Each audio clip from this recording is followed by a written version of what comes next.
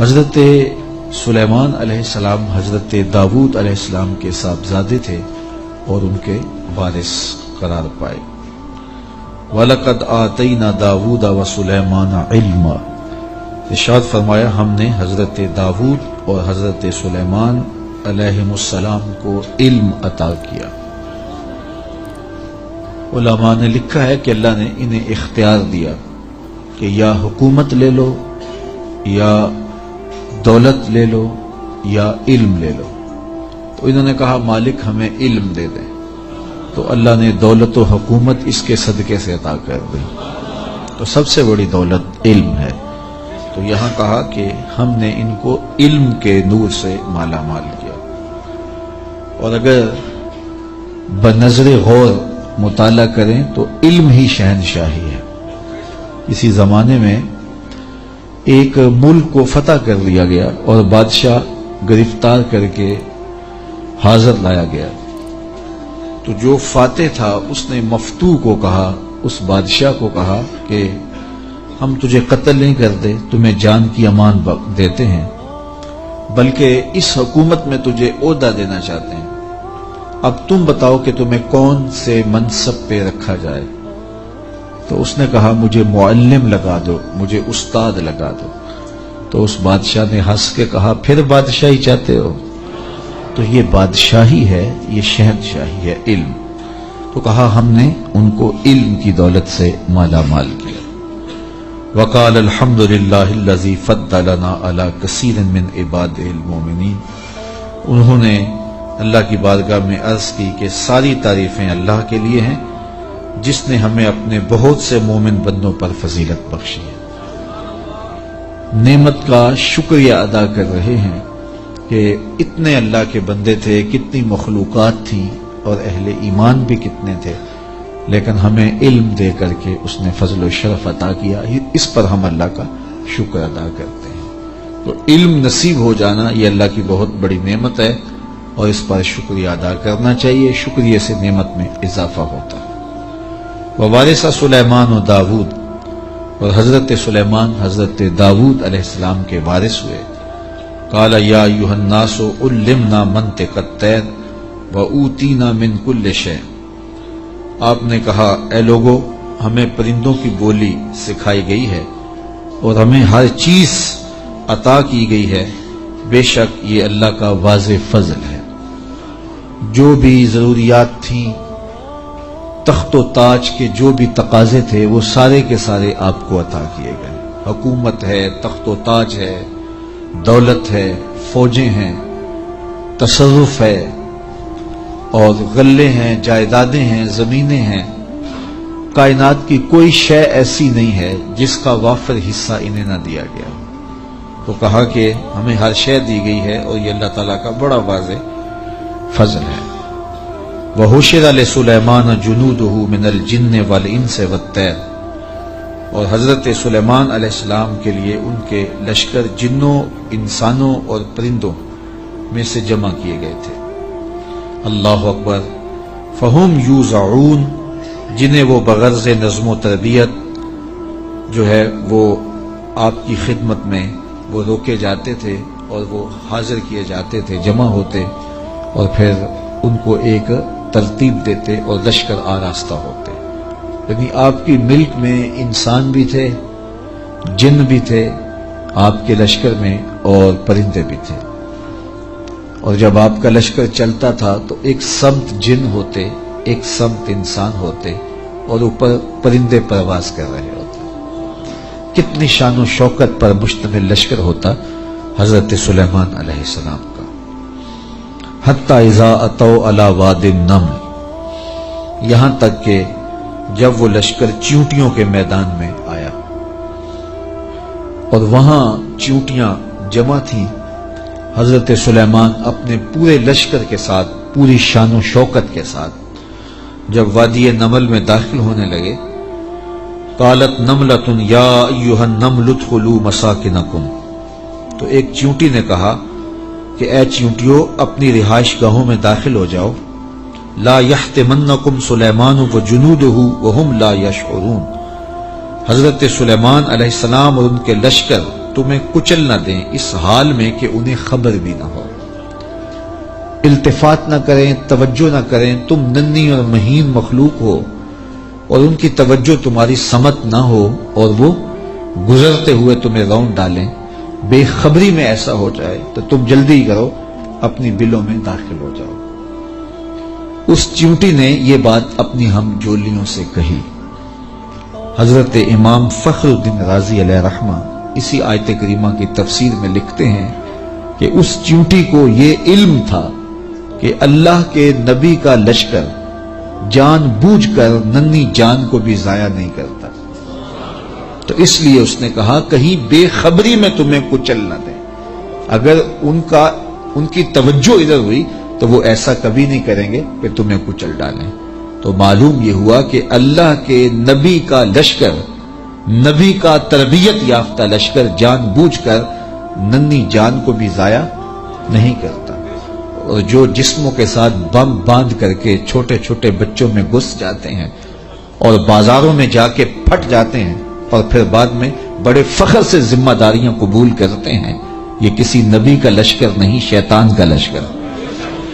نبی کا تربیت یافتہ لشکر قرآن بتاتا ہے، یہ چیونٹی بھی جانتی تھی کہ نبی کی تعلیم اتنی واضح ہے اور نبی امن کا پیغمبر بھی ہوتا ہے، اس لیے کبھی ایسا نہیں ہو سکتا کہ نبی کا تربیت یافتہ لشکر ہو اور جان بوجھ کر کے ننھی جان کو بھی ضائع کرے۔ رسول کریم صلی اللہ علیہ وآلہ وسلم جب کوئی لشکر روانہ کرتے تو اسے حکم دیتے کہ بوڑھوں کو قتل نہیں کرو گے، بچوں کو قتل نہیں کرو گے، عورتوں کو قتل نہیں کرو گے، ان کے مذہبی رہنماؤں کو، پادریوں کو قتل نہیں کرو گے، ان کے عبادت خانے نہیں توڑو گے، فصلیں نہیں اجاڑو گے۔ یہ کافر جو تھے ان کافروں کے بچوں کو بھی قتل کرنے سے روک دیا گیا، کافروں کے بوڑھوں کو قتل کرنے سے بھی روک دیا گیا، اور جو کفار ہیں ان کی خواتین کے قتل سے بھی منع کر دیا گیا، اور جو مسلمانوں کی نسلیں کاٹ کے رکھ دے اور اس پہ ذمہ داریاں قبول کریں، کوئی بدبخت ہوگا جو ان کی حمایت کرے گا اور ان کو اسلام کا نمائندہ قرار دے گا، وہ دشمن اسلام ہو سکتے ہیں، اسلام کے نمائندے نہیں ہو سکتے۔ تو اس چیونٹی نے کہا کہ اپنی بلوں میں داخل ہو جاؤ، کہیں نبی کا لشکر بے خبری میں تمہیں کچل نہ دے۔ حضرت امام رازی لکھتے ہیں کہ چیونٹی کو یہ علم تھا، اس علم کی وجہ سے اس چیونٹی کو قیامت تک آنے والی چیونٹیوں کا سردار بنا دیا گیا، ملکہ بنا دی گئی قیامت تک۔ اچھا، اگر آپ کی توجہ ہو تو ذات کی چیونٹی ہے، رب نے اس کے نام کی صورت اتاری ہے۔ چیونٹی کی حیثیت کیا ہوتی ہے، لیکن وہ پیار کرنے لگی نا نبی سے، اور اس کو پتا تھا کہ نبی کی تعلیمات کیا ہوتی ہیں، تو اس تعلیم کے نتیجے میں ذات کی چیونٹی ہے، لیکن رب نے اس کے نام کی صورت اتار دی۔ تو اس چیونٹی نے کہا جلدی جلدی اپنی بلوں میں داخل ہو جاؤ، اللہ کے نبی کا لشکر کہیں تمہیں کچل نہ دے اور وہ دھیان نہ کرے، بے خبری میں کہیں ایسا نہ ہو جائے۔ اگر خبر ہوگی تو پھر کبھی ایسا نہیں ہو سکتا، کیونکہ نبی کی تربیت یہ ہے، وہ تو زندگیاں بانٹنے آیا ہے، زندگیاں چھیننے تو نہیں آیا، تو یہ ایسا نہیں ہوگا۔ فَتَبَسَّمَ ضَاحِكًا مِّن قَوْلِهَا، تو حضرت سلیمان پیغمبر نے جب چیونٹی کی اس بات کو سنا تو مسکرا پڑے۔ 3 میل دور تھے حضرت سلیمان علیہ السلام، اتنی دور سے چیونٹی نے کہا کہ جلدی جلدی بلوں میں چلی جاؤ، اللہ کے نبی کا لشکر کہیں بے خبری میں تمہیں کچل نہ دے۔ چیونٹی نے یہ بات کی تو حضرت سلیمان نے 3 میل دور سے سن لی اور پھر مسکرا بھی پڑے۔ اب 3 میل دور سے بات سنی جا سکتی ہے بھلا چیونٹی کی؟ یہ اس حال سے باہر جو چیونٹیاں چل رہی ہیں، کوئی شخص جو بڑا ہی جو ہے وہ باریک سماعتیں رکھتا ہو، کیا وہ یہاں بیٹھ کر کے چیونٹی کی بات جو باہر ہے اس کو سن سکتا ہے؟ چلو جو آپ کے کرسی کے نیچے چل رہی ہے اس کو سن سکتا ہے، اس کی آواز کو، لیکن 3 میل دور سے چیونٹی کی آواز کو اللہ کا نبی سن بھی رہا ہے، اور جو وہ کہہ رہی ہے اس کو سمجھ بھی رہا ہے، اور اس پر تبسم بھی فرما رہا ہے۔ حضرات علماء فرماتے ہیں جو تیوریات کے ماہرین ہیں کہ چیونٹی کے منہ میں زبان نہیں ہوتی، پھر اس نے بات کیسے کر لی؟ ایک مہین سا وجود ہے تو اس کے منہ میں زبان نہیں ہوتی، دانت نہیں ہوتے، تو پھر بات کیسے کرتی ہے؟ اور حضرت سلیمان نے سن کیسے لی؟ تو کہا چیونٹی کے منہ کے قریب 2 باریک سے بال ہوتے ہیں، مہین سے 2 ریشے ہوتے ہیں، جب اس نے بات کرنی ہوتی ہے تو ان بالوں کو قریب کر کے رگڑتی ہے، اس رگڑنے سے جو آواز پیدا ہوتی ہے اس سے وہ اپنی ہمجولی کو کوئی میسج دے رہی ہوتی ہے۔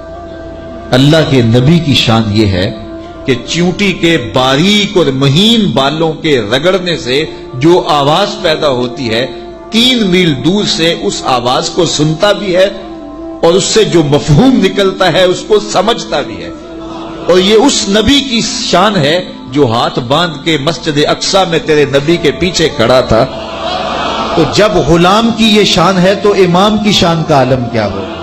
یہ شان ہے خدمت گاروں کی، سرکار کا عالم۔ مولوی کا تو دماغ خراب ہو گیا کہ اس کی سماعتوں کو تول رہا ہے جس کے غلاموں کی سماعتوں کو نہیں تولا جا سکتا۔ اللہ اکبر۔ فتبسم ضاحکا من قولھا، یہ میں نہیں کہہ رہا، یہ قرآن کہہ رہا ہے۔ حضرت سلیمان پیغمبر نے اس چونٹی کی بات کو سنا، سن کے سمجھے اور پھر تبسم کیا۔ اللہ اکبر۔ وقال رب اوزعنی ان اشکر نعمتک التی انعمت علی وعلی والدی وان اعمل صالحا ترضاہ وادخلنی برحمتک فی عبادک الصالحین۔ اور اللہ کی بارگاہ میں عرض کی حضرت سلیمان علیہ السلام نے کہ اے میرے پروردگار، مجھے اپنی توفیق سے اس بات پر قائم رکھ کہ میں تیری اس نعمت کا شکر بجا لاتا رہوں جو تو نے میرے اوپر کی اور میرے والدین کے اوپر کی۔ جو نعمتیں بندے کے اوپر ہوتی ہیں اس کا بھی شکریہ ادا کرنا چاہیے، اور جو صالح اولاد ہوتی ہے، جو ماں باپ پر نعمتیں عطا ہوئی ہوتی ہیں، ان کا بھی شکریہ ادا کرنا، کیونکہ ماں باپ کی نعمتیں اولاد تک بھی پہنچتی ہیں۔ مجھے بتاؤ، اگر میں اور آپ کسی کافر کے گھر میں پیدا ہوتے، معاذ اللہ کسی ہندو یا سکھ کے گھر میں پیدا ہوتے، تو آج کیا ہمارے سینے میں ایمان کا چراغاں ہوتا؟ ہم کسی یہودی کے گھر میں پیدا ہوتے تو ہمارے گھر میں ایمان کی روشنی ہوتی؟ ہم کہتے ہیں ہم بڑے سیانے ہیں، بڑے سمجھدار ہیں، ہم مطالعہ کرتے، ہم مختلف ادیان کو پڑھتے اور پھر مسلمان ہو جاتے۔ کیا ایسا ہوتا یا کہ ہم اسی ظلمت اور اندھیرے میں ہوتے؟ تو پھر ہمارے ماں باپ تھے نا جو مسلمان تھے، اور ہم ان کی آغوش میں آئے تو اللہ نے وہ نور ہمیں بھی دیا۔ تو ہمیں اپنے اوپر ہونے والے اس کرم کا احسان کرنا، احسان جو ہے وہ اللہ کے حضور، اس کا شکر ادا کرنا چاہیے، اور ساتھ یہ بھی شکر ادا کرنا چاہیے کہ مالک تیرا کرم ہے کہ تو نے ہمارے ماں باپ کو دین دیا تھا، اور وہ نعمت ہمیں ان کی وساطت سے نصیب ہو گئی۔ علامہ اقبال کہا کرتے تھے، نام تو از پدر آموختم، حضور آپ کا نام میں نے اپنے باپ سے سیکھا تھا۔ وہ حضور کے عاشق تھے تو میں بھی حضور کا غلام بنا۔ ہمارے ماں باپ حضور کا نام لیتے تھے تو کیا کیفیتیں ہوتی تھی، آنکھوں میں آنسو آ جاتے تھے۔ تو آج چونکہ وہ حضور کے عاشق تھے، وہ حضور سے محبت کرنے والے تھے، وہ اولیاء کی چوکھٹوں پہ جانے والے تھے، تو آج اللہ نے یہ دولتیں ہمارے سینے میں رکھی۔ تو جب اس نعمت کا شکریہ ادا کریں جو ہمارے وجود پر ہیں، تو ان نعمتوں کا شکریہ بھی ادا کریں جو ہمارے والدین پہ ہوئی ہیں۔ تو حضرت سلیمان نے یہ ہمیں شکر کرنے کا ایک عجیب طریقہ دیا، خوبصورت طریقہ دیا، اور عرض کی مالک میں ان نعمتوں کا شکر ادا کرتا ہوں جو تو نے میرے اوپر کی، اور ان نعمتوں کا بھی شکریہ میں ادا کرتا ہوں جو میرے ماں باپ پر کی۔ اللہ اکبر۔ اور مجھے یہ توفیق دے کہ میں ایسے نیک عمل کرتا رہوں جن سے تو راضی ہو۔ اللہ اکبر۔ اور مجھے اپنی خاص رحمت سے اپنے نیک بندوں میں داخل فرما لے۔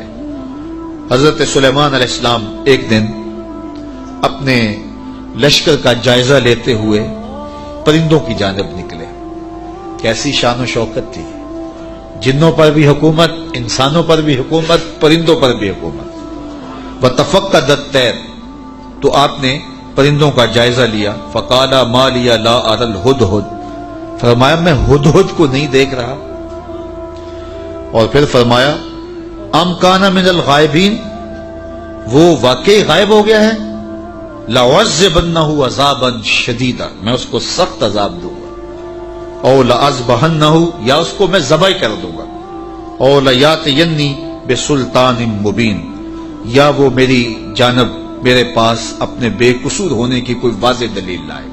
تین باتیں کی، یا تو سخت عذاب دوں گا، یا ذبح کر دوں گا یا پھر اپنی صفائی میں کوئی مضبوط دلیل لائے. حضرت سلیمان علیہ السلام بیت اللہ کی حاضری کے بعد واپس آ رہے تھے اور صنعاء کے مقام پہ جو یمن کا شہر ہے وہاں آپ نے پڑاؤ کیا اور وہاں آپ نے جانوروں کا جائزہ لیا اور وہاں ہدہد کو نہ دیکھا. مفسرین فرماتے ہیں جب پانی کی ضرورت ہوتی تو ہدہد کو حاضر کیا جاتا اور یہ ہدہد جو تھا وہ پھر بتاتا کہ کس جگہ پانی ہے. یہ جانوروں کے اندر انجینئر ہے. اللہ نے اس کو بڑی طاقت دی. حضرت ابو ہریرہ رضی اللہ تعالیٰ عنہ نے جب فرمایا نا کہ یہ بڑی قوتوں سے مالا مال کیا گیا ہے، اس کی نظر بڑی تیز ہوتی ہے، تو کسی نے حضرت ابو ہریرہ سے کہا کہ چھوٹے بچے جب دھاگا لگا کے جال لگا کے جو ہے وہ پھاہی لگاتے ہیں تو یہ ہدہد پھنس جاتا ہے. جس کو زمین کی تہ میں پانی نظر آ جاتا ہے اس کو وہ جال نظر نہیں آتا. تو حضرت ابو ہریرہ بولے تقدیر کا جال نظر نہیں آتا. تو تقدیر کا جال بڑا ڈاڈا ہوتا ہے، وہ نظر نہیں آتا. یہ آپ نے ایک جانور دیکھا ہوگا کن کھجورا، اس کے 100 پاؤں ہوتے ہیں، 100 پاؤں. اور یہ جو سانپ ہوتا ہے اس کے کوئی پاؤں نہیں ہوتے. یہ اپنے جسم کو بل دے کے آگے بڑھتا ہے. اور کن کھجورا اس کے 100 پیر ہوتے ہیں اور سانپ کی مرغوب غذا ہے کن کھجورا. اور جب اس کو یہ نظر آئے تو یہ دوڑتا ہے اور سانپ پیچھے دوڑ کے اس کو شکار کر لیتا ہے. تو کسی نے کن کھجورے سے پوچھا کہ تیرے 100 پیر ہیں اور سانپ کا ایک بھی نہیں ہے اور پھر بھی تو پکڑا جاتا ہے. اس نے کہا تقدیر کے آگے پاؤں نہیں چلتے. تو کہا کہ وہ دھاگا تقدیر کا ہے، وہ ہدہد کو نظر نہیں آتا اور وہ بچے اسے پکڑ لیتے ہیں. تو ہدہد حضرت سلیمان علیہ السلام کا درباری پرندہ تھا اور حضرت سلیمان علیہ السلام اس سے محبت کرتے تھے. یہ بھی اللہ کے نبی سے پیار کرتا تھا. بلکہ صاحب روح البیان نے ہدہد کے عنوان سے بڑی باتیں لکھی ہیں، کچھ لطیفے بھی ذکر کیے ہیں. کہتے ہیں ایک دن یہ ہدہد چونکہ لاڈلا پرندہ تھا حضرت سلیمان کا، تو حضرت سلیمان علیہ السلام کو کہنے لگا کہ میں آپ کے لشکر کی دعوت کرنا چاہتا ہوں. آپ نے کہا اتنا بڑا لشکر ہے اور تو میرے لشکر کی دعوت کرے گا؟ کہا جناب دعوت قبول کیجیے. تو کہا ٹھیک ہے، آج دوپہر کو میں آپ کے لشکر کی دعوت کروں گا. جب دوپہر کا وقت آیا تو دریا کنارے لشکر نے پڑاؤ کیا ہوا تھا. تو ہدہد کبھی دائیں کبھی بائیں اڑانے بھر رہا ہے. تو کہا میاں وقت ہو گیا ہے، اب لاؤ نہ کھانا، تم نے آج ہماری دعوت کی ہے. کہا جی اسی کا انتظام کر. تھوڑی دیر کے بعد اس نے فضا میں ایک چڑیا شکار کی اور اس کو فضا میں توڑ کر کے پانی میں پھینک دیا اور لشکر کو آواز دی جس کے ہاتھ میں بوٹی آتی ہے بوٹی لے لے، باقی شوربہ پی لیں. تو اس پرندے سے چونکہ بڑا پیار تھا، جب اس کو نہ دیکھا تو غصے میں آ گئے. کہا ما لی لا اری الہدہد، میں ہدہد کو نہیں دیکھ رہا، کیا وہ واقعی غائب ہے؟ اچھا میں اس کو ذبح کر دوں گا یا سخت سزا دوں گا یا پھر وہ مجھے اپنی بے گناہی کی دلیل پیش کرے. اب ہدہد کہاں چلا گیا؟ حضرات مفسرین لکھتے ہیں کہ وہ حضرت سلیمان علیہ السلام استراحت کرنے لگے تو وہ اڑ کے قریب ایک باغ میں چلا گیا. وہاں ایک اور اس کا ہم جنس ہدہد بیٹھا ہوا تھا. اس نے پوچھا کدھر سے آئے ہو؟ اس نے کہا کہ میں اپنے نبی کے ساتھ گیا تھا، اپنے شہنشاہ کے ساتھ گیا تھا اور ان کی حکومت جنوں پر بھی ہے، انسانوں پر بھی ہے، پرندوں پر بھی ہے. تو اس نے کہا کہ میری جو بادشاہ ہے میرے ملک وہ عورت ہے اور اس کا ایک تخت بہت بڑا، اور میں تمہیں دکھاؤں. تو وہ ہدہد کو ساتھ لے گیا اور اتنے میں دیر ہو گئی. حضرت سلیمان غصے میں آ گئے، کہا کدھر ہے، لاؤ اسے حاضر کرو. آپ کا جو درباری شہباز تھا وہ اڑا فضا میں بلند ہوا تو ہدہد آتا دکھائی دیا. تو اس نے اس کے اوپر جھپٹ کے حملہ کرنا چاہا تو ہدہد نے کہا تجھے واسطہ دیتا ہوں اس رب کا جس نے تجھے میرے پہ طاقت دی ہے، مجھے اپنا معاملہ حضرت سلیمان کے پاس جا کے پیش کر لینے دے. کہا انہوں نے کہا ہے کہ تجھے قتل کر دوں گا، ذبح کر دوں گا یا تجھے سخت سزا دوں گا، اب تو بچ نہیں پائے گا. تو ہدہد نے کہا کہ انہوں نے کوئی استثناء بھی کیا تھا؟ کہا ہاں انہوں نے کہا تھا یا کوئی مضبوط خبر لائے، اپنا معقول عذر پیش کرے. کہا پھر خیر ہے. اب ہدہد حضرت سلیمان کے پاس آیا اور مفسرین کہتے ہیں اس نے اپنے پر جھکا لیے اور دم بھی جھکا لی اور حضرت سلیمان کے سامنے عرض کی کہ اس رب سے ڈریے جس کے حضور آپ رب قیامت کے دن پیش ہوں گے. بس یہ بات کہنے کی دیر تھی کہ حضرت سلیمان کا غصہ ٹھنڈا ہو گیا. فرمایا بتاؤ کدھر گئے تھے؟ تو ہدہد نے کیا جواب دیا، سنو قرآن کیا کہتا ہے. فمکث غیر بعید، تو پس وہ تھوڑی ہی دیر ٹھہرا تھا کہ وہ حاضر ہو گیا، اور حاضر ہو کے اس نے کہا فقال، اس نے کہا احطت بما لم تحط به وجئتک من سبأ بنبأ یقین، اس نے کہا کہ حضور میں ایسی بات معلوم کر کے آیا ہوں جس پر شاید آپ مطلع نہ تھے، اور میں آپ کے پاس ملک سبا کی ایک یقینی خبر لایا ہوں۔ آپ نے اس چیز کا مشاہدہ نہیں کیا جس کا میں مشاہدہ کر کے آیا ہوں، تو میں ایک یقینی خبر آپ کو جو چشم دید ہے وہ بتانا چاہتا ہوں۔ حضرت سلیمان نے کہا بتاؤ، کہا انی وجدت امرأۃ تملکہم وأوتیت من کل شیء ولہا عرش عظیم، اس نے کہا میں ایک ایسی خاتون کو دیکھا ہے جو بادشاہت کے تخت پہ براجمان ہے، میں نے ایک ایسی عورت دیکھی ہے وہاں جو ان پر حکومت کرتی ہے اور اقتدار کی مسند پہ بیٹھی ہے، اور اسے ملکیت و اقتدار میں ہر چیز بخشی گئی ہے، اور اس کے پاس بہت بڑا تخت ہے۔ یہ شہرہ آفاق تخت تھا جو ملکہ بلقیس کے پاس تھا، اور یہ 40 ہاتھ چوڑا تھا، 80 ہاتھ لمبا تھا۔ شرعی ہاتھ جب کہا جاتا ہے تو وہ کونی تک ہوتا ہے، تو گویا دوسرے لفظوں میں 1.5 فٹ کا ایک ہاتھ لگائیں تو یہ 60 ہاتھ چوڑا تھا، اور 120 ہاتھ جو ہے وہ لمبا تھا۔ سونے چاندی اور قیمتی دھاتوں کا بنا تھا، اور 7 منزلیں تھیں اس کی، اور قیمتی موتی اس کے اوپر لگے تھے، اور جب وہ اپنا دربار لگاتی تو اس تخت کے اوپر بیٹھتی، اور اس کے 12,000 سردار تھے قوم کے جن کے تحت فوجیں تھیں، اور ایک مضبوط نظم و نسق تھا، ہر شے فوجیں آلات حرب و ضرب بہت کچھ دیا گیا تھا۔ تو اس بات کی کہانی سنائی، اور آگے فرمایا وجدتها وقومها يسجدون للشمس من دون اللہ، میں نے دیکھا ہے وہ اور اس کی قوم اللہ کے علاوہ سورج کو پوجتی ہے، اللہ کو چھوڑ کر سورج کی پرستش کرتی ہے۔ وَزَيَّنَ لَهُمُ الشَّيْطَانُ أَعْمَالَهُمْ، اور شیطان نے ان کے لیے ان کے اعمال مزین کر دیے ہیں۔ فَصَدَّهُمْ عَنِ السَّبِيلِ، اور شیطان نے ان کو راہ حق سے، راہ توحید سے روک دیا ہے۔ فَهُمْ لَا يَهْتَدُونَ، اور وہ ہدایت نہیں پا رہے۔ اللہ یسجد للہ الذی یخرج الخبأ فی السماوات والارض ویعلم ما تخفون وما تعلنون۔ اللہ اکبر، اس لیے روکے گئے ہیں کہ وہ اللہ کے حضور سجدہ ریز نہ ہوں جو آسمانوں اور زمینوں میں پوشیدہ حقائق اور موجودات کو باہر نکالتا ہے، یعنی ظاہر کرتا ہے، اور وَيَعْلَمُ مَا تُخْفُونَ، اور جو تم ظاہر کرتے ہو، جو تم چھپاتے ہو، وَمَا تُعْلِنُونَ، اور جو تم ظاہر کرتے ہو اور جو تم چھپاتے ہو، وہ سب کو جانتا ہے، اس کی نظر میں کوئی پوشیدہ نہیں ہے۔ اللہ لا الہ الا هو رب العرش العظیم، اللہ کے سوا کوئی عبادت کے لائق نہیں، وہی عظیم تخت اقتدار کا مالک ہے۔ ملکہ بلقیس کا تخت کیا ہے؟ تخت تو میرے رب کا ہے، عرش تو اس کا ہے، تو اس نے یہ بات کہی۔ حضرت سلیمان نے ہدہد سے کہا کالا سننظر اصدقت ام کنت من الکاذبین، کہا کہ ہم ابھی دیکھتے ہیں کہ تو سچ کہہ رہا ہے یا جھوٹ بول رہا ہے۔ کالا سننظر اصدقت ام کنت من الکاذبین، تو سچا ہے یا جھوٹا ہے۔ اذهب بکتابی ھذا فالق الیہم ثم تولى عنہم فانظر ماذا یرجعون، آپ نے خط لکھا اور ہدہد کو دیا، کہا اس کو لے جاؤ اور یہ خط ان کی طرف ڈال دو، اور اس کے بعد ان کے پاس سے ہٹ جاؤ، پھر دیکھ کہ وہ کس بات کی طرف رجوع کرتے ہیں۔ اس خط کے اوپر حضرت سلیمان علیہ السلام نے تحریر کی، ہدہد کے سپرد کیا۔ 1 مہینے کی مسافت پر تھا یہ ملک سبا حضرت سلیمان علیہ السلام کے ملک شام سے، 1 مہینہ جاتے ہوئے لگتا تھا، 1 مہینہ آتے ہوئے لگتا تھا۔ کہ یہ خط لے جاؤ میرا اور ملک سبا میں جاؤ اور ملکہ بلقیس کو دے آؤ، اور پھر دیکھو کہ وہ کیا کہتے ہیں۔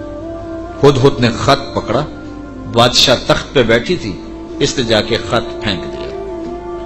جب ملکہ نے خط پکڑا اور اس کو کھولا اور پڑھا، نبی کی جلالت تھی، کیونکہ صرف بادشاہ نہیں تھے، نبی بھی تھے، تو کہتے اس کا وجود کانپنے لگا، اور اس نے اپنی قوم کے سرداروں کو کہا کہ قالت یا ایھا الملأ انی القی الی کتاب کریم، اے میری قوم کے سرداروں، میری طرف ایک عزت والا خط ڈالا گیا ہے۔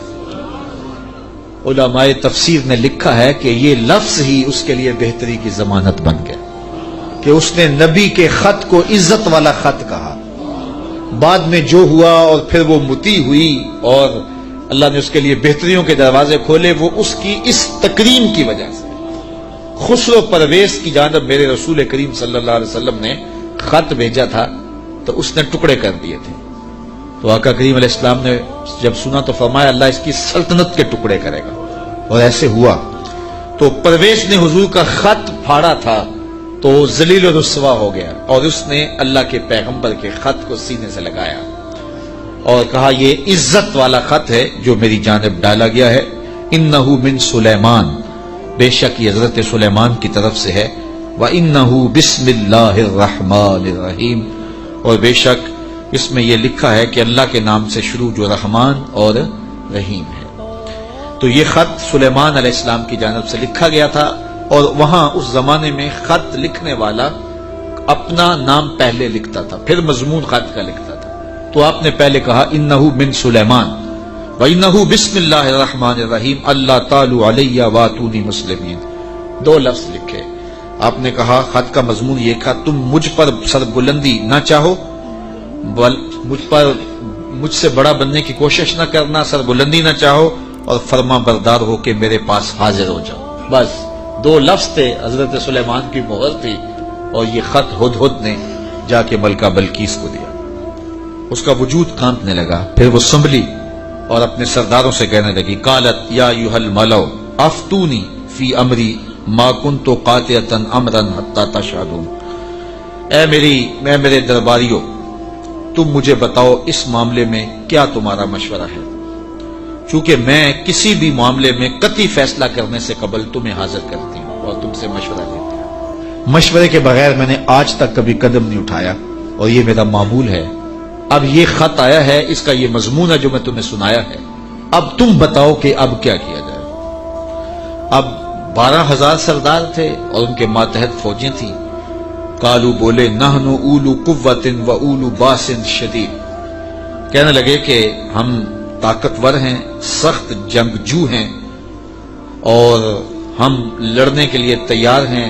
قوم کا مورال بلند ہے، فوجیں پوری طاقت میں ہیں، آلات حرب و ضرب بھی ہیں، کوئی کمزوری نہیں ہے.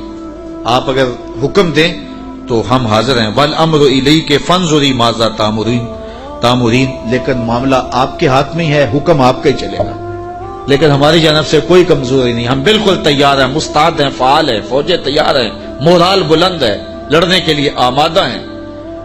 تو اب آپ کا حکم ہے، کیا آپ حکم دیتی ہیں؟ قالت ان الملوک اذا دخلوا قریۃ افسدوها وجعلوا اعزۃ اہلها اذلہ. ملکہ نے کہا کہ بے شک جب بادشاہ کسی بستی میں داخل ہوتے ہیں تو اسے برباد کر دیتے ہیں اور وہاں کے باعزت لوگوں کو ذلیل و رسوا کر ڈالتے ہیں، اور یہ لوگ یعنی بادشاہ اسی طرح کریں گے. تو اگر تم مجھے موقع دو، اور میرا مشورہ یہ ہے کہ میں وَإِنِّي مُرْسِلَةٌ إِلَيْهِمْ بِهَدِيَّةٍ، میں پہلے ان کی طرف کوئی ہدیہ بھیجتی ہوں. ہم لڑائی کا طبل نہ بجائیں، ہم پہلے ان کی طرف ہدیہ بھیجیں، پہلے دیکھیں. فَنَاظِرَةٌ بِمَا يَرْجُو الْمُرْسَلُونَ، پھر ہم دیکھتے ہیں کہ جو ہمارے قاصد گئے ہیں وہ کیا پیغام لاتے ہیں. اگر وہ ہمارے ہدیے کو قبول کر لیتے ہیں اور کوئی ہماری سیٹنگ ہو جاتی ہے تو پھر تو لڑائی کی ضرورت نہیں ہے. لڑائی بہت خطرناک ہوتی ہے، اس کے انجام بڑے بھیانک ہوتے ہیں. وہ تھی بڑی سمجھدار. فوجوں نے کہا ٹھیک ہے، جرنیلوں نے کہا لڑیں گے، اور سرداروں نے کہا قوم کا مورال بلند ہے، اور جو ہے وہ افسروں نے کہا کہ ہماری فوج بڑی ٹریننگ یافتہ ہے، ہمارے پاس آلات وہ ضرب موجود ہیں، لڑیں گے. لیکن اس نے کہا صبر کرو، پہلے میں کوئی تحفہ دے کے قاصد بھیجتی ہوں. وہ قاصدوں کو کیا جواب دیتے ہیں؟ لڑائی تو آخری حل ہے، پھر ہم دیکھیں گے. فلما جاء سلیمان، جب قاصد حضرت سلیمان کے پاس آیا، کہتے ہیں وہ تحفہ کیا تھا؟ مفسرین نے لکھا ہے کہ وہ سونے کی اینٹ تھی، اور اس کو قیمتی کپڑے میں دیباج میں لپیٹ کر کے باقاعدہ اس کے لیے جو ہے وہ ایک چیز بنائی گئی، اور غلافوں میں لپیٹ کر کے وہ خادم حضرت سلیمان کے پاس قاصد لے کر حاضر ہوا کہ ان کو اینٹ پیش کریں. چونکہ سونے اور چاندی سے بادشاہ لوگ بڑے خوش ہوتے ہیں. حضرت سلیمان کو جب پتا چلا کہ ان کے قاصد آ رہے ہیں اور اللہ کے نبی نے نور نبوت سے دیکھا بھی وہ کیا لا رہے ہیں، تو جنوں کو کہا حاضر ہو جاؤ، حاضر ہو گئے۔ کہا 1000 سونے کی اینٹیں میرے تخت کے آگے فرش پر بچھا دو۔ تو جب اینٹیں بچھی ہوئی انہوں نے دیکھی تو وہ جو تحفہ لے کے آئے تھے سنبھال کے ایک اینٹ، انہوں نے دیکھا کہ وہ اینٹیں تو قدموں میں پڑی ہوئی، تو اب وہ تحفہ دیتے ہوئے شرم محسوس کرنے لگے، کیا دے، الٹے بانس بریلی کو، یہاں تو اینٹیں قدموں میں پڑی ہوئی ہیں۔ علاء الدین خلجی ساری زندگی تڑپتا رہا کہ حضرت خواجہ نظام الدین اولیاء کی بارگاہ میں حاضری دوں۔ آپ مانتے نہیں تھے، آپ کا مزاج ایسا تھا کہ شاہوں سے گریزاں تھے، تو اس نے بڑا زور کیا۔ خیر جب اس نے یہ ارادہ کر لیا کہ میں حاضر ہونا ہے تو آپ نے علاء الدین کو لکھا کہ فقیر کی خانقاہ کے 2 دروازے ہیں، اگر تو ایک سے آیا تو میں دوسرے سے باہر نکل جاؤں گا، اور اگر تو نے زیادہ تنگ کیا تو تیرا شہر چھوڑ جاؤں گا۔ خیر بادشاہ نے ایک دن جو ہے وہ بغیر بتائے خانقاہ میں حاضری دی۔ شیخ کو پتا چلا تو انہوں نے دروازے پر پہرے دار کھڑے کر دیے کہ بادشاہ کو اندر نہیں آنے دینا۔ بادشاہ نے ان کے تیور پڑے فقیروں کے، تو یہ جو پیروں کے مرید ہوتے تو دیوانے ہیں، کہا کہ یہ تو مر جائیں گے لیکن شیخ کے دروازے سے اندر نہیں جانے دیں گے۔ تو بادشاہ کو شرارت سوجی تو اس نے کاغذ کے ٹکڑے پہ لکھا کہ یہ کیا ہوا کہ بادشاہوں کے دروازوں پہ بھی بواب چوکیدار اور فقیروں کے دروازے پہ بھی بواب۔ تو اندر سے شیخ نے اسی کاغذ کے ٹکڑے پہ بیک پہ اس کی پشت پہ لے کے بھیجا، فرق یہ ہے کہ بادشاہوں کے درباروں پر جو بواب ہوتے ہیں وہ فقیروں کو روکنے کے لیے ہوتے ہیں، اور جو فقیروں کی چوکھٹ پہ بواب ہوتے ہیں وہ امیروں کو روکنے کے لیے ہوتے ہیں۔ بادشاہ کہنے لگا کہ مجھے حضرت کی خانقاہ تو دیکھنے کی اجازت ہوگی۔ خدام نے کہا کوئی حرج نہیں ہے۔ تو وہ خانقاہ لنگر خانہ دیکھنے لگا، بہت بڑی خانقاہ تھی۔ تو جب وہ استبل میں گیا تو کیا دیکھا کہ جو گھوڑے ہیں ان کی جو میخیں ہیں، قلعے ہیں، وہ چاندی کے ہیں، اور جو ان کے پاؤں میں زنجیریں پڑی ہوئی ہیں جن سے وہ بندھے ہوئے ہیں وہ زنجیریں سونے کی ہیں۔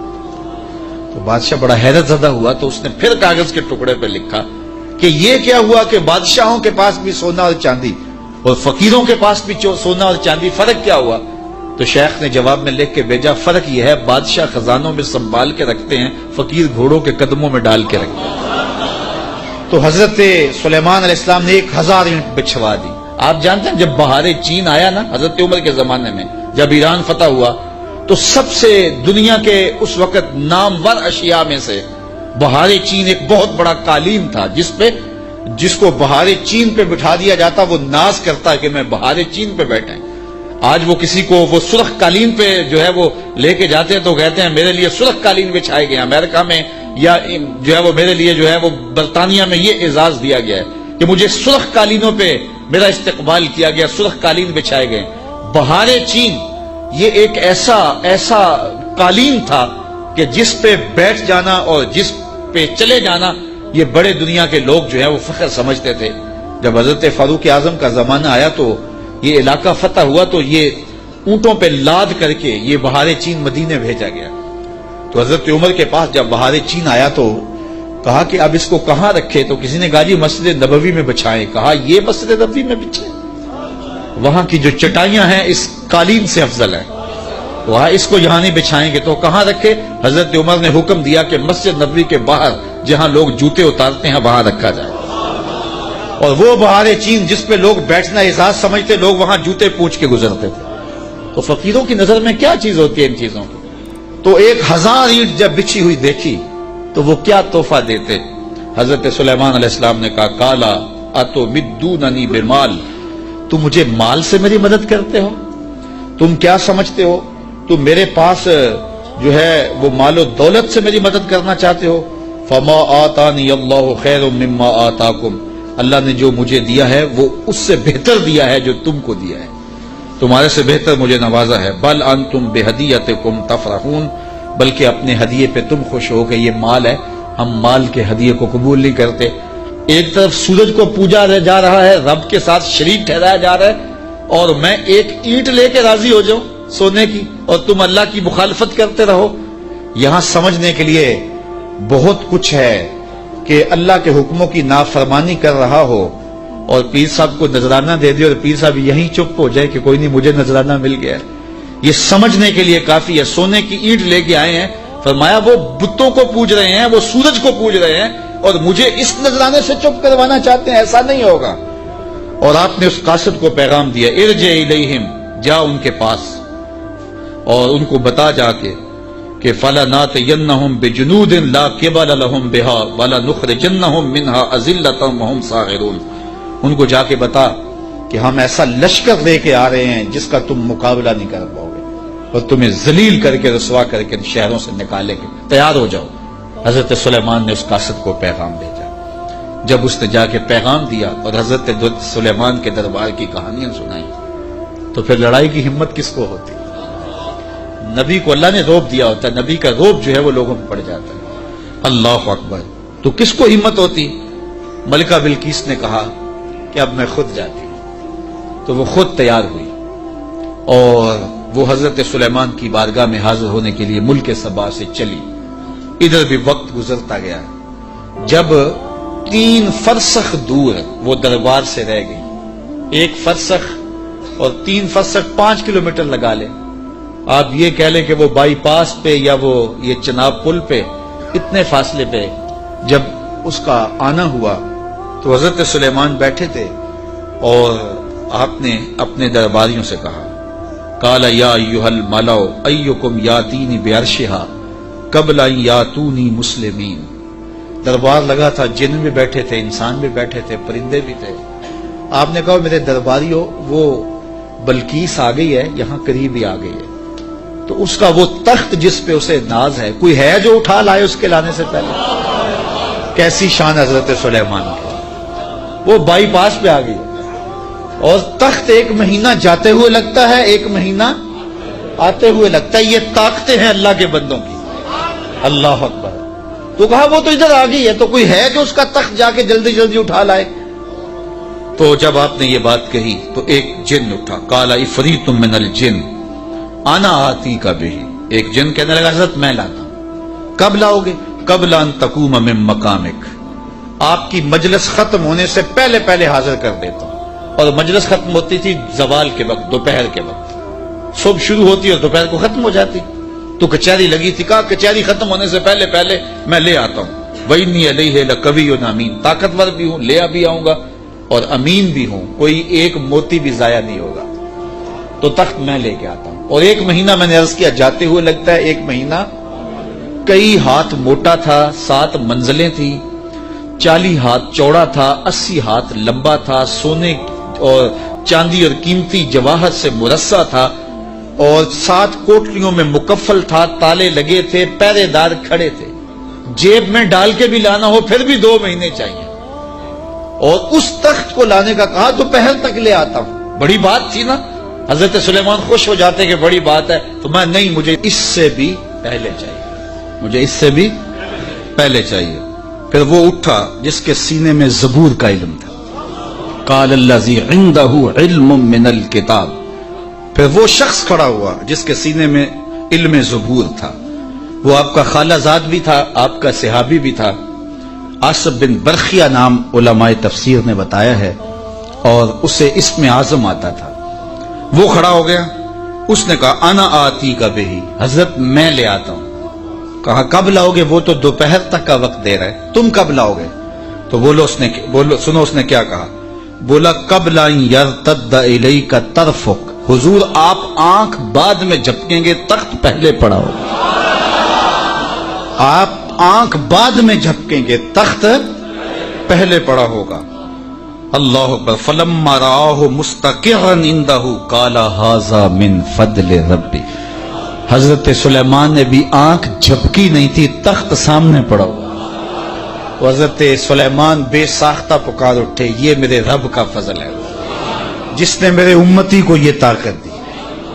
یار بنی اسرائیل کے نبی کے امتی کی یہ شان، تو بنی اسرائیل کے یہ نبی مقتدی بن کے جس کے امام کے پیچھے کھڑے تھے مسجد اقصی میں، اس امام کی شان کا عالم کیا ہوا؟ یہ شان ہے خدمت گاروں کی، سرکار کا عالم۔ کہا میں لاتا ہوں، اور اس کے آنے سے پہلے کہ حضرت آنکھ جھپکنے سے پہلے حاضر کر دو۔ اور حضرت سلیمان نے ابھی آنکھ جھپکی نہیں، تخت سامنے پڑا ہوا تھا۔ اللہ اکبر۔ لیبلونی ااشکر ام اکفر، کہا کہ میرے رب نے مجھے آزمایا ہے، میرا رب مجھے پرکھتا ہے کہ میں اس کا شکر کرتا ہوں یا کفران کرتا ہوں یا انکار کرتا ہوں۔ اللہ اکبر۔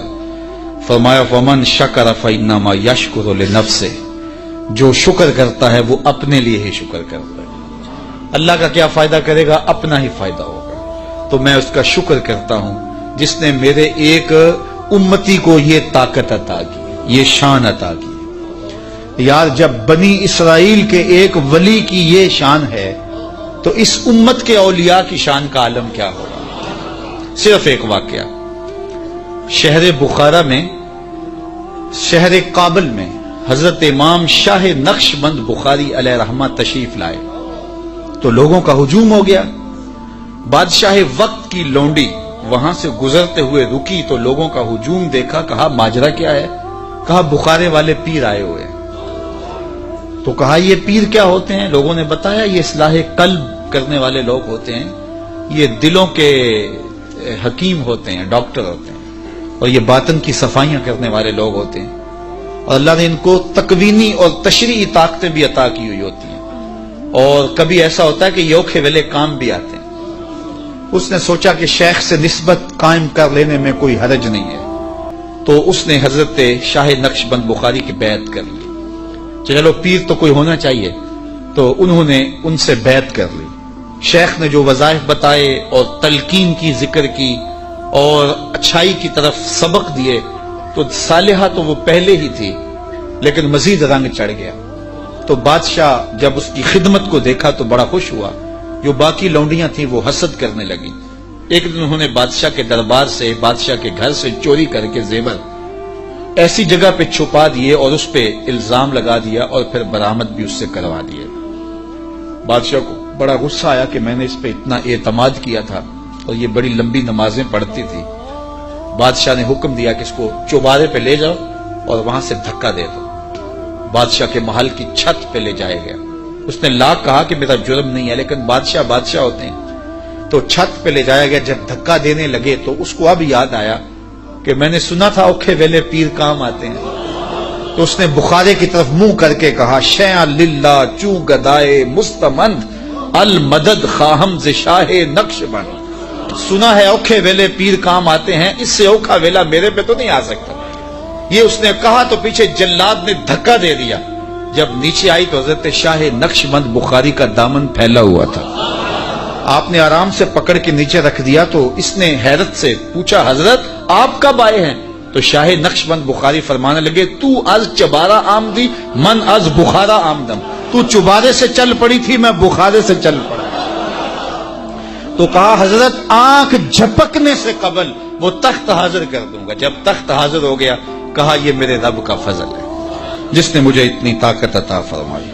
ومن کفر فإن ربی غنی کریم، اور اگر کوئی ولیوں کی اس طاقت کو نہیں مانتا، نبیوں کی اس طاقت کو نہیں مانتا، اللہ کے بندوں کی طاقتوں کو نہیں مانتا، اللہ کو پرواہ بھی کوئی نہیں۔ نہ مانے کوئی، اللہ کو کیا پرواہ ہے، وہ غنی بھی ہے اور کریم بھی ہے۔ کالا نکروا لہا عرشہا ننظر اتہتدی ام تکون من الذین لا یہتدون۔ آپ نے فرمایا جلدی جلدی کرو، تخت کا حلیہ بھی بدل دو، اس کی شکل جلدی جلدی تبدیل کر دو، تاکہ جب وہ آئے تو ہم دیکھیں کہ وہ اس کو پہچانتی ہے یا نہیں پہچانتی۔ تو تخت کا حلیہ بدل دیا گیا۔ فلما جاءت، جب ملکہ بلقیس پہنچی، قیل اہٰذا عرشک، کہا تیرا بھی اس جیسا کوئی تخت ہے؟ اس تخت کی طرف اشارہ کر کے کہا کہ کیا تمہارا تخت اسی طرح کا ہے؟ تو قالت کانہ ہوا، بولی یہ وہی تو ہے، یہ وہی تو ہے، بولی یہ وہی ہے۔ وَأُوتِينَا الْعِلْمَ مِنْ قَبْلِهَا وَكُنَّا مُسْلِمِينَ، اس نے کہا کہ ہمیں اس کی پہلے ہی خبر ہو گئی۔ حضرت آپ تخت کو بدل بدل کے نہ دکھائیں، ہم پہلے ہی مان گئے ہیں، ہم پہلے ہی مان گئے ہیں، اور ہم مطیع بن کے آئے ہیں، فرما بردار بن کے آئے ہیں۔ وَصَدَّهَا مَا كَانَتْ تَعْبُدُ مِن دُونِ اللَّهِ، اور اس ملکہ کو اس معبود باطل نے پہلے قبول حق سے روک رکھا تھا۔ اللہ اکبر، کس نے؟ جس کو وہ اللہ کے علاوہ پوجتی تھی۔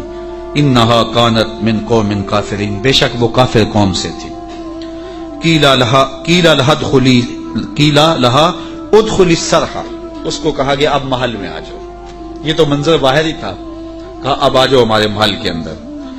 जब महल में दाखिल हुई, फलम्मा रअतहु हसिबतहु लुज्जा, ऐसे किया गया था कि पानी डाल करके हौज बना के उसमें पानी डाला, मछलियां डाले और उस ऊपर एक शीशा रख दिया। और वो शीशा इतना खूबसूरत था और इतना लतीफ था कि महसूस नहीं हो रहा था शीशा है, लगता था आगे तालाब है, तो और कोई रास्ता भी नहीं था। तो जब वो गुजरने लगी, हसिबतहु लुज्जा, उसने उस नीलगू पानी की लहरें जब चलती हुई देखी तो वो समझी कि ये तो कोई जो है वो तालाब है। वकशफत अन साक़ैहा, उसने अपनी पिंडलियों से कपड़ा ऊपर कर लिया।